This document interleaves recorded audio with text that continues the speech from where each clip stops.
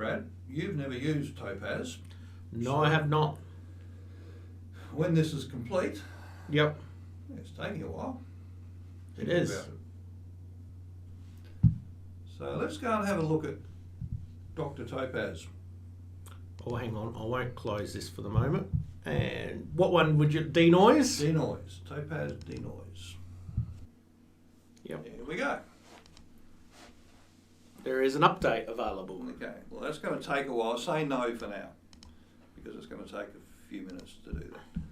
So... Just going to open the photo again.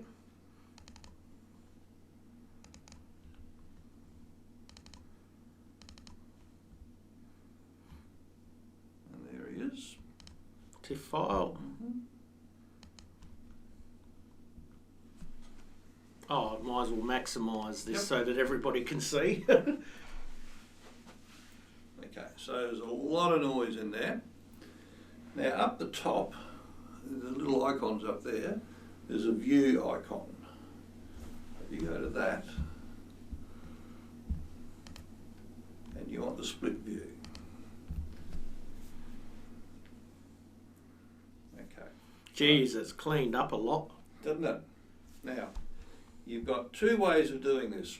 You see over on your right hand side here, you've got Denoise and AI Clear. Yep. Now I think AI Clear works with TIFF, just see if it does. Yes it does. I think I prefer the Denoise. Denoise is a lot cleaner. Now if you have a look, and you can turn off this preview all the time if you want, if you don't want to see it, but you can adjust this too. You see here on your right hand side, you've got some sliders you here. can play around with that. You can also now, they've introduced where you can mask out and only denoise certain areas. Keep in mind, as well. This is actually blown up. If you look up the top right here, this is actually zoomed into the photo. Yep. So you're looking at a very magnified view of the noise. If we zoom back out to the normal distance, you won't see what's there. That's right. That's right. But it's also handy to show you what it is doing. So that's why they magnify it, is so that you can see what it's doing to the photo. Yep.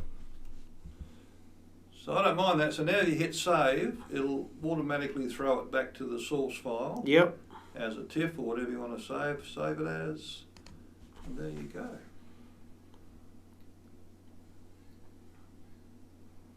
That was very quick and painless, Grant. I know. It's now I don't know how that'll compare to Lightroom. If you wanted to reopen that same image in Lightroom and apply the noise reduction there, you might get an interesting comparison as to what the two are doing. Well, we'll have a look now that it's finished saving, so we'll close that. And Lightroom's still here. That's the other one. So I think it made a new file. So we'll import.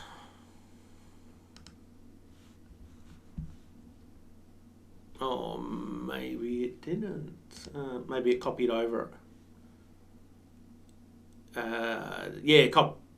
no. No, it writes its own file. Yeah. So just went to the TIFF one that you saved. Yep. So it's now going to bring up the two. So we've got, this is the denoise one and the normal one. So it's taken a lot out. Yep. Look at the sky, big difference in the sky. So if I go full screen, you can see that's the clean one. That's a usable image. And that's the original. The original. So if we go to the original and let Lightroom apply the noise reduction, what do we get? Okay, so if we go back to, so back before before Topaz. Yeah. Before Topaz. Okay, all right. Let's open it up. So that's before, and let's go to develop, and go to noise reduction. This is a sliding scale also, and we'll go to about 30, which is a fair amount. I don't normally go over 15. if I've got a bit of noise, but we'll go to 32, and this can also help on colour noise. So I'll use a bit of colour noise, which is really good for when you're doing star shots, by the way, because you can quite often get a bit of fringing on the stars. Yep.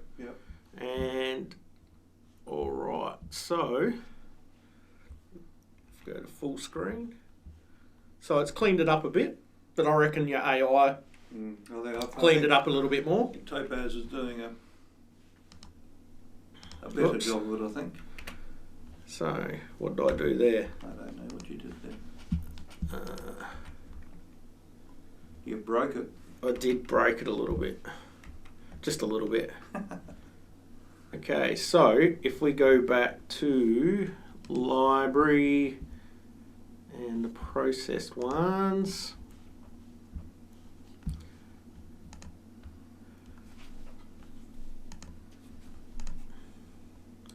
Bring that over there so we can have a comparison. So this is what Topaz had finished up with, and there's the original. So quite a difference in the photos from when you originally processed to what you've processed now. Yep. Which you've done very quickly. Oh, in five minutes, isn't it?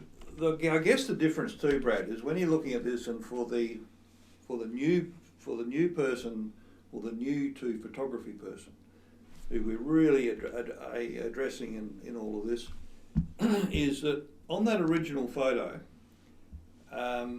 you look at it, and if we can look at it, the original. Oh, the original? Yep. Yeah, sure. Okay, so the attractions in that is obviously the motorbike going through. You caught that bit of the reflection on the rock and the storm in the background. And at the time, it was 11 years ago, I thought, well, that's too bad. And I lifted the lighting up a little bit to do that. And yeah, that's not too bad. But gee whiz, now, 11 years later, you go to this. Wrong one, that one. Got a couple of versions there now. Yeah, this one here. And that is a really, well, I think it's a very it has. Interesting photo. Well, it just shows you, it's Grant and I got talking after Jim was saying that, he's reprocessed a couple of his photos from the old days with the new software and stuff like that, and it does throw up a question: should we look at some of our photos that we'll might do another episode with one of my photos. I probably haven't got as big a time gap as a lot of photographers because I only sort of started getting into it around 2012. But I have been on a big, and I'm still am on a big learning curve. So it would be interesting to see whether, my old photos from when I first shot with my camera to now processing, the differences between the two, like what you've shown here, from what you did back then to what you do now. It's big difference in software and probably big difference in knowing how to process too. Indeed, indeed, and what you're looking for. I mean, this is the point I guess I'm trying to make here, and not. Well, it's just like the cropping of using the rules, between there, which is what we'd say now not as interesting shot, to that there, whereas you're like, oh, okay, that can stand up. That's right. So, and all that detail is in that original photo from an older camera, older technology. Yep. It's surprising what you can do with software these days. It hasn't been added. We haven't. There's nothing. There's no magic here. It's just using the software to its fuller advantage, and bringing out the detail in the bottom right has helped a lot too. And it's taken away that. Just added that bit of detail from there being absolute black and having so much sky as well. Doing that crop grant, I think's helped a lot because you're actually looking. Okay, you see the light through there. Your eye's always drawn to the light, and you got that wonderful lit in the back mountains there in the background. But because there's so much sky, your eye sort of lifts up a bit and goes to that bright spot. Straight to it. Straight to it. Yeah, it's like, look at me. Yeah. Whereas going to cropping down, you're actually looking through the photograph and you're looking at the detail that's involved. Yep. And the bottom right is no longer a mystery. No, it's not. It's not. You can actually see just a hint of detail. Yeah. Your eye looks at it and dismisses it as uninteresting, but part of the landscape. And then you go to the light trail from the motorcycle, through it up to the storm, and a little bit of the sky. And the sky, it doesn't really add anything or detract anything to it. It's there and it's a part of the story. Yeah.